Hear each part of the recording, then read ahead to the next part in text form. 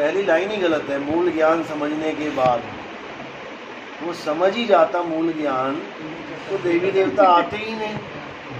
वो समझ ही नहीं पाया मूल ज्ञान, वो देखा देखी आ गया कि अरे अच्छी बात हो रही है, हाँ लोग जुड़ भी रहे हैं, हाँ मैं भी जुड़ जाता हूँ। इससे कुछ होने वाला नहीं है। समझना है। आदि नाम हम भाग सुनाया, मूर्ख जीव समझ नहीं पाया। जब आदि की बात आ जाती है तो आदि का मतलब आदि है। आदि में कोई है ही नहीं, ना कोई देवी ना कोई देवता। तुम खुद देखते हो टीवी चैनल में हर देवी देवता का जन्म हो रहा है। आदि तो कोई है ही नहीं। जिसका जन्म हो रहा है उसकी एक दिन मृत्यु भी होगी। सब की मृत्यु होती है, एक भी ऐसा नहीं है जिसकी मृत्यु ना हो। गीता में तो ब्रह्मा जी की, विष्णु जी की, इन सब की लिख रखा है कितने समय में किसका क्या होता है। देवी भागवत पढ़ो, वहां पर उत्पत्ति लिख रखी है। ब्रह्मा विष्णु महेश जी को मैं पैदा कर रही हूँ, सबकी उत्पत्ति हो रही है। आदि जो नाम है वो उसको कहते हैं जो ना तो कभी उत्पन्न होता है ना जिसका कभी नाश होता है। देवी भागवत पुराण भी पढ़ोगे, उसमें भी लिखा हुआ है कि सृष्टि के आदि में, यानी सृष्टि बनने से भी पहले, ना मैं स्त्री हूँ ना मैं पुरुष हूँ ना मैं नपुंसक हूँ। शेरा वाली माता जो आदि शक्ति है दुर्गा, उसका ज्ञान है ये। वो कह रही है मैं खुद आदमी और औरत नहीं हूँ। तुम कौन से आदमी औरत की पूजा करने लग गए?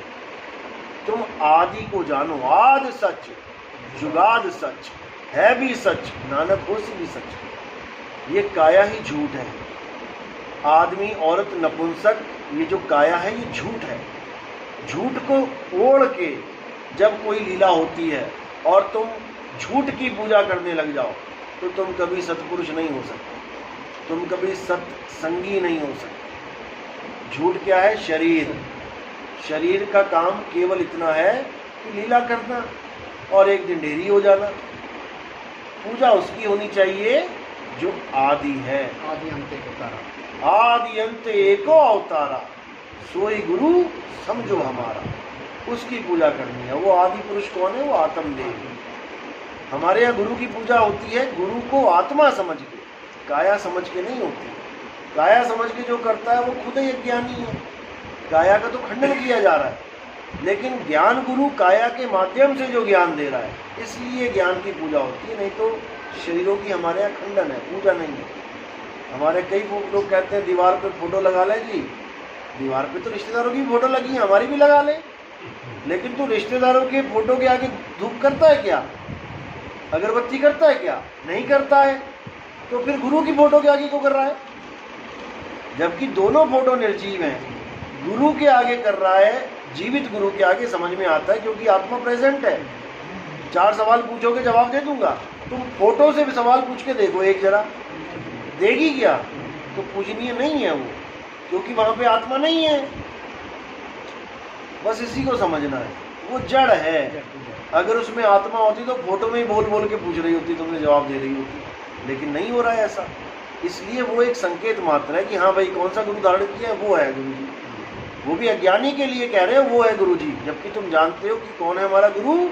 आदि अंत एक अवतारा, सोई गुरु समझो। ये है। तो देवी देवताओं की पूजा इसलिए भी करते हैं लोग क्योंकि डर होता है उनको। ये दुनिया ही डर की है। यहाँ जितना भी धंधा चल रहा है भगवान के नाम पे, ये डर का धंधा चल रहा है। डरा डरा के तेरा ऐसा हो जाएगा, तेरा वैसा हो जाएगा।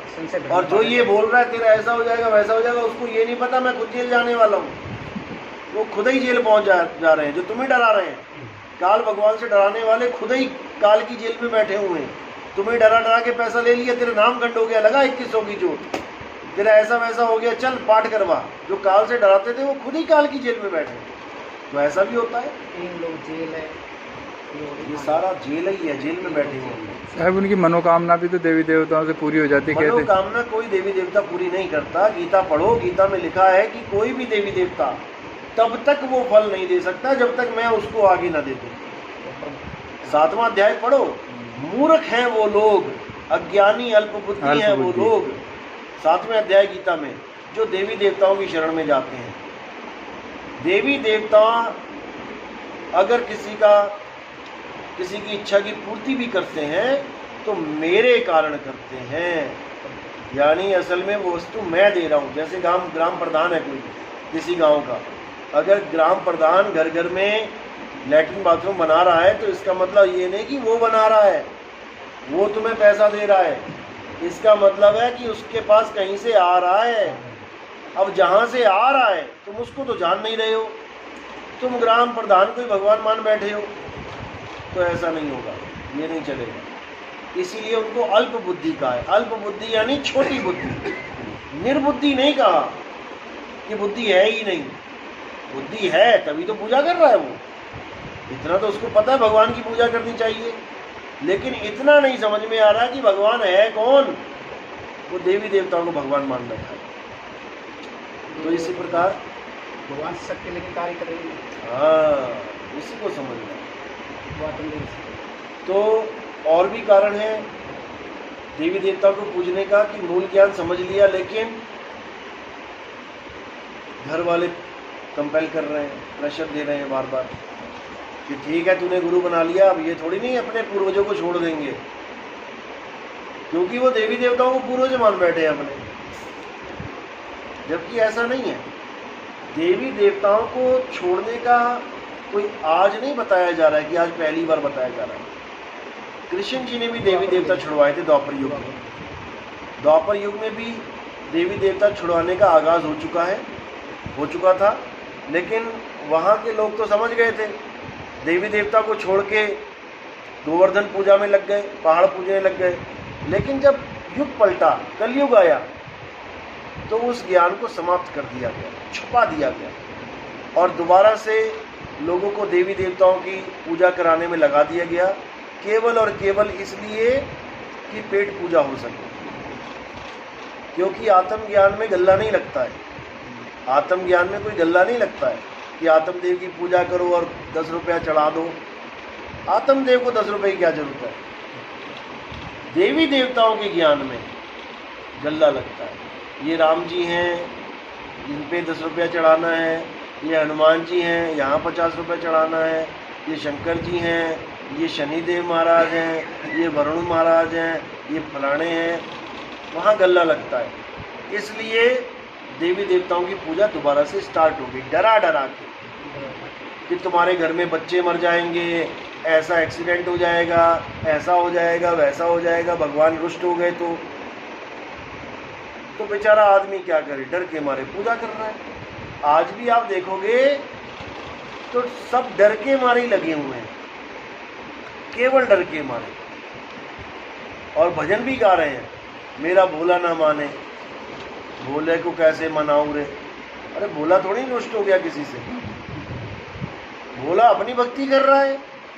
पहाड़ पे बैठ के देखो, युगों युगों तपस्या कर रहे हैं, वो तो तुम्हें संकेत दे रहे तू भी कर, लेकिन तुम्हें समझ में नहीं आ रहा।